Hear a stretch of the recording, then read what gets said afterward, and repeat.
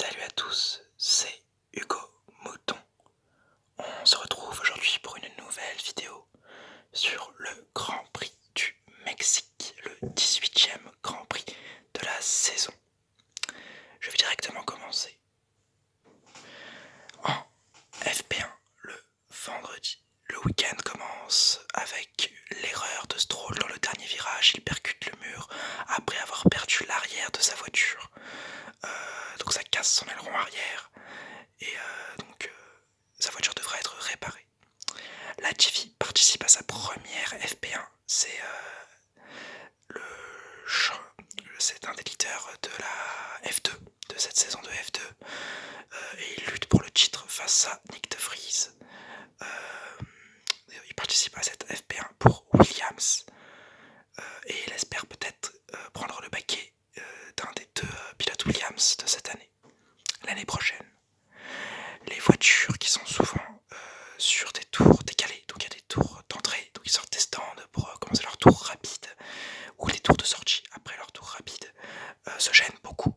Verstappen bloque ses roues dans le virage 12 après s'être plaint d'une manœuvre bizarre de Vettel qui était lui-même bloqué par Magnussen, lui-même bloqué par Hülkenberg, donc c'est vraiment un gros bordel. Alors les pilotes bloquent énormément les pneus sur cette piste très rapide et en bloquant leurs pneus ils les détruisent.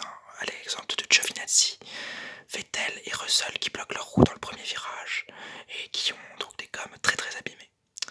Hamilton est le plus rapide devant un Leclerc avec des pneus médiums à seulement un dixième de l'anglais. Donc la Ferrari paraît extrêmement rapide avec des pneus moins performants que Hamilton. En FP2, Albon se crache en début de session et casse sa voiture. Comme en FP1, de nombreuses voitures bloquent leurs pneus. À l'image de Bottas qui, en bloquant ses pneus, fait un spin à l'entrée du stadium. Leclerc surconduit plusieurs fois et spin dans les virages 1 et 8 pendant la session. Vettel est le plus rapide devant Verstappen, donc on voit vraiment des Ferrari plutôt dominantes. Les Mercedes sont les moins bonnes des deux meilleures équipes. En FP3, la piste est mouillée en ce samedi matin. Vettel, qui a été le plus rapide en FP2, n'a que 15 minutes sur la piste à la fin de cette session, car toute la session a été dédiée à un problème sur sa monoplace qu'ils ont dû réparer. Comme Gasly, qui lui a pris part au début de la session et a fait un superbe temps. D'ailleurs, superbe temps des Toro Rosso sur les 3 sessions, à chaque fois dans le top 10, donc vraiment un gros week-end bien solide pour les Toro Rosso pour l'instant. Mais malheureusement, le pilote français doit s'arrêter prématurément à cause d'un problème sur sa voiture. Problème chez les Renault aussi, qui ne prennent pas part à la session à cause d'un problème sur un élément moteur. On espère qu'elles pourront prendre part à la qualification. Le trafic est toujours présent et ruine les tours de Verstappen, ce qui l'énerve énormément. Les Ferrari sont les plus rapides devant les Mercedes, ce qui peut nous faire dire qu'il y aura une très bonne qualification des pilotes dans la voiture rouge. Les qualifications. En Q1, les Williams et les Haas ne passent pas la Q1, tout comme Stroll. Les Racing Point qui, pendant le début de ce week-end, n'ont aucun rythme quasiment. FP1, c'est devant les Williams. FP2, ça passe les Haas. Et FP3, Stroll reste devant les Haas. Tandis que Perez a un petit surcroît d'énergie avec sa voiture et est 11ème de la FP3. Donc là, en Q1, Stroll ne passe pas. En Q2, les Alfa Romeo et les Renault sortent en Q2. Et Perez sort de son Grand Prix à domicile dans les qualifications. Les Ferrari ralentissent sur leur deuxième passage pour partir en pneu médium. Je parlerai de ce genre de stratégie dans ma vidéo sur les stratégies de F1 qui arrivera dans 2 semaines maximum, si tout se passe bien et si j'arrive à faire la vidéo à temps.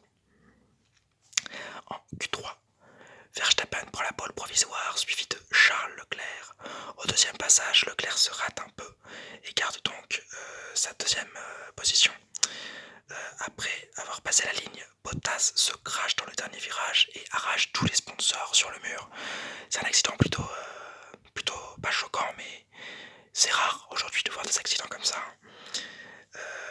Donc, drapeau jaune, toutes les voitures doivent ralentir et leur temps ne peuvent donc pas s'améliorer. Sauf qu'ils ont oublié qu'on avait Max Verstappen qui arrive et qui améliore son tour en ignorant les drapeaux jaunes. Dans la conférence de presse d'après qualification, un journaliste lui pose la question: Max, avoue ne pas avoir pris compte des drapeaux jaunes.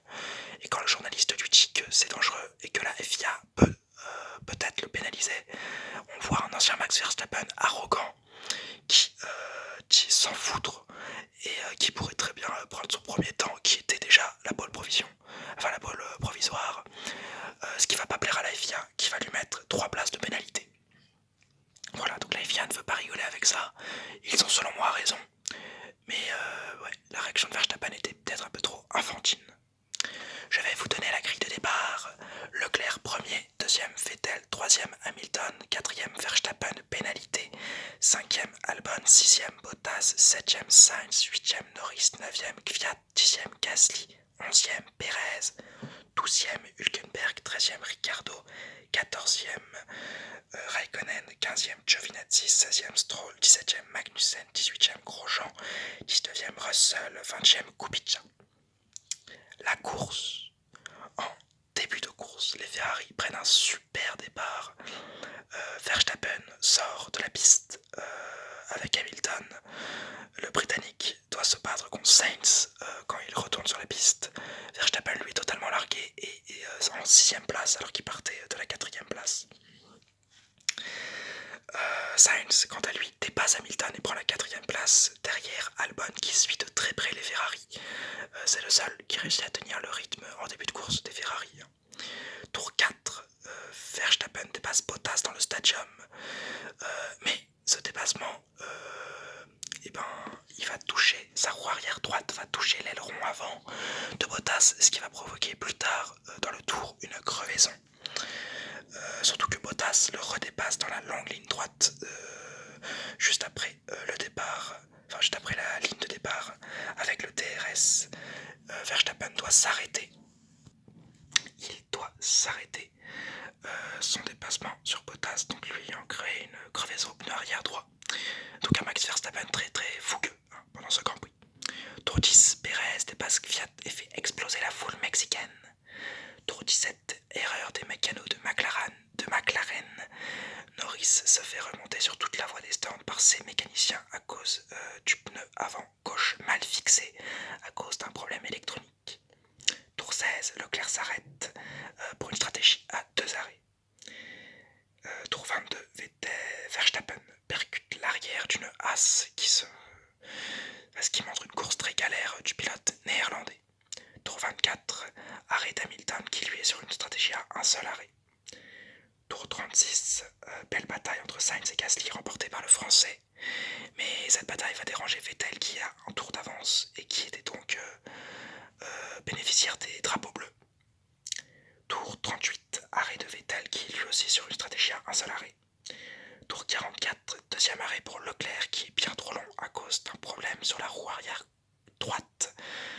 Problème encore une fois mécanique car le pistolet n'a pas reconnu le fait que le pneu était resserré, donc il a dû remettre le pneu dans la roue, ce qui fait perdre énormément de temps à Leclerc. Tour 61, Ricciardo attaque Perez mais se rate et lui rend la position pour avoir coupé le premier virage. Tour 70, un Kvyat trop fougueux envoie Hülkenberg dans le mur du dernier virage. Le pilote allemand peut repartir et Kvyat est pénalisé de 10 secondes de pénalité. Tour 71, Hamilton gagne ce Grand Prix du Mexique avec sa 3ème place. Bottas reporte le titre de son coéquipier à Austin. Si Hamilton marque des points à Austin, il sera sacré. C'est la fin de ce Grand Prix qui a été, je vais dire, moyen. Déjà pour moi, mon expérience de fan de Ferrari, parce que les Ferrari se sont encore ratés après une super qualification. Mais donc je vais vous donner la grille d'arrivée et on passera aux enseignements juste après. Premier Hamilton, deuxième Vettel, troisième Bottas, quatrième Leclerc avec le meilleur temps en course, cinquième Albon, sixième Verstappen, septième Perez, huitième Ricciardo, neuvième Gasly, dixième Hülkenberg, onzième Kvyat avec 10 secondes de pénalité, douzième Stroll, treizième Sainz, quatorzième Giovinazzi, quinzième Magnussen, 16e Russell, 17e Grosjean, 18e Kubica, 19e DNF de Raikkonen sur un problème moteur et 20e Norris DNF. Ils l'ont fait rentrer au stand après l'erreur de ses mécaniciens pour pas abîmer le moteur. Les enseignements, Ferrari est aux fraises, une stratégie totalement ratée et seul Vettel qui suit la stratégie des Mercedes monte sur le podium. C'est très dommage et je suis plutôt dégoûté parce que ça fait quand même 2 grands prix d'affilée que les Ferrari partent bien et se ratent. Max Verstappen, un week-end catastrophique mais un bon sauvetage finalement étant donné qu'il prend quand même la 6ème place et qu'il marque des points. Son départ raté, sa course chaotique sont très moyennes. On avait vraiment l'impression de voir un ancien Max parce que très fougueux mais trop fougueux, un peu trop dangereux pour les autres pilotes. On espère ne pas le revoir comme ça aux États-Unis. Surtout que selon moi, cette saison de Max Verstappen est vraiment une très bonne saison. Une saison beaucoup plus calme, beaucoup plus mature. Sa première pole position en Hongrie, des victoires de ça et là, c'est vraiment pas mal. Donc ouais, j'espère que Max Verstappen pourra se reprendre parce que ça fait quand même 2 grands prix où il est plutôt moyen. McLaren raté, Racing Point gagné. Les McLaren qui avaient un super rythme de course en qualification et en essai libre, qui font une très mauvaise course. Au-delà de l'abandon de Norris, Sainz ne finit que 13ème, donc ne marque pas de points. C'est très dommage pour l'écurie de Watkins. Mais bon, on peut pas toujours tout réussir. Alors que Racing Point, pour moi, waouh, j'étais étonné à la fin du Grand Prix. Aucun rythme de course pendant toutes les séances de qualification et d'essai libre.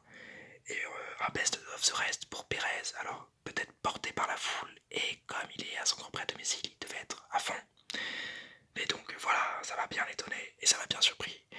Et je suis quand même content que le pilote mexicain ait fait un si bon résultat, contraire de son coéquipier qui finit que 12ème. Donc ouais, voilà. Ce Grand Prix est d'ailleurs la 100ème victoire en F1 de la marque Mercedes.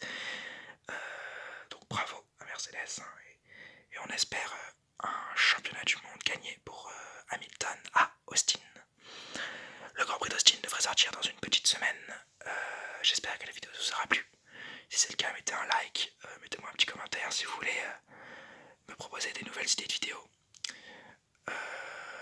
J'espère que cette vidéo vous aura plu. Et Forza Ferrari!